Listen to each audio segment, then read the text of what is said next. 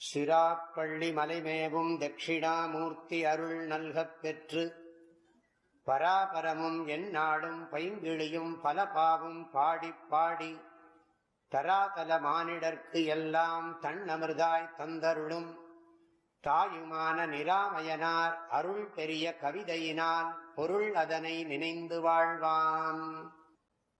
கொஞ்சம் கொஞ்சமா எங்கேயா இருந்தாலும் சரி, எந்த இடமா இருந்தாலும் சரி, சொர்க்கலோகமோ பிரம்மலோகமோ எந்த லோகமாக இருந்தாலும் சரி, என்ன அழகான சரீரமாக இருந்தாலும் சரி, சரீரத்தை விடுறதுக்கு தயாராக இருக்கணும்.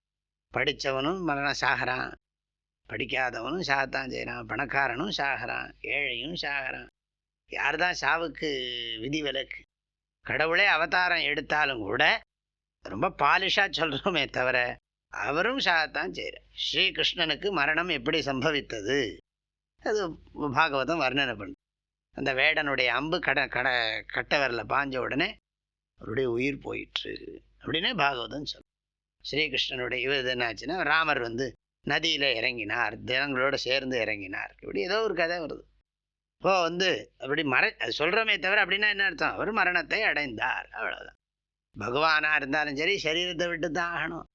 அவதாரம் முடியணுமே. அவதாரம் இருந்துட்டே இருந்தா ஒன்றுமே இல்லையே. அவதாரத்தினுடைய மகிமை என்ன? அவதாரம் வேணுங்கிற போது வரணும், போயிடணும். அப்புறம் அதனால் பிறப்பெல்லாம் முடியறது தான். இறப்புனால்தான் சொல்லப்போனால் இது காம்ப்ளிமெண்டரிம்பாங்க இங்கிலீஷில் சொன்ன.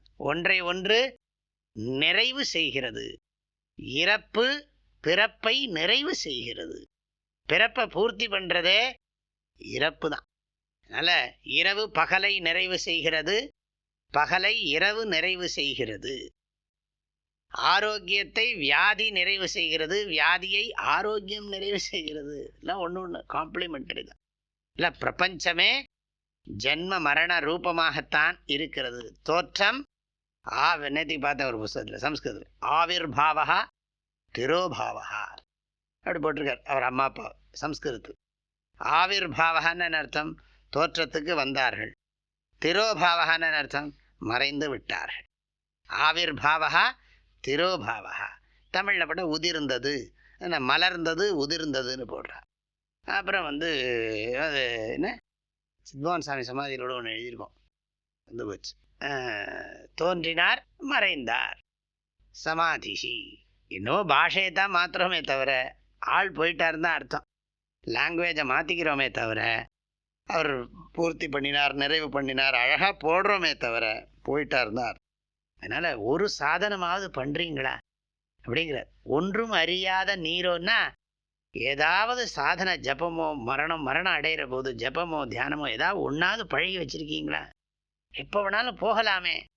நீரோ யமன் ஓலை வந்தால் சொல்ல உத்தரம் உண்டோ? யமன் ஓலைன்னா என்ன அர்த்தம்? யமன் பலவிதமாக ஓலை அனுப்புவாரான்.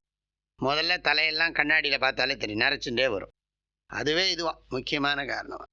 தசரதர் ராமனுக்கு பட்டாபிஷேகம் பண்ணணுங்கிறதுக்கு முடிவு பண்ணதுக்கு முக்கியமான காரணம் தலையில் நரைமுடியை பார்த்தது. ஆச்சு, நமக்கு வயசாயாச்சு, இனி நமக்கு ராமனுக்கு யுவராஜ பட்டாபிஷேகம் பண்ணி ஆகணும், யார் பண்ணித்தான் ஆகணும்னு சொல்லி தீர்மானம் பண்ணுறார்.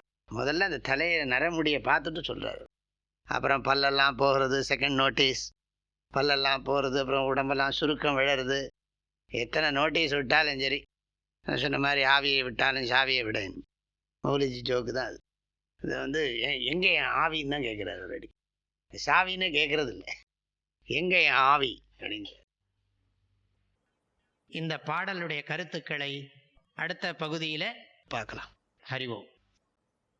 தந்தை தாயும் நீ, என் உயிர் துணையும் நீ, சஞ்சலமது தீர்க்க வந்த தேசிக வடிவு நீ, உனையலால் மற்றொரு துணை காணேன், அந்தம் ஆதியும் அளப்பரும் ஜோதியே, ஆதியே அடியார்த்தம் சிந்தை மேவிய தாயுமானவனும் சிரகிரி பெருமானே.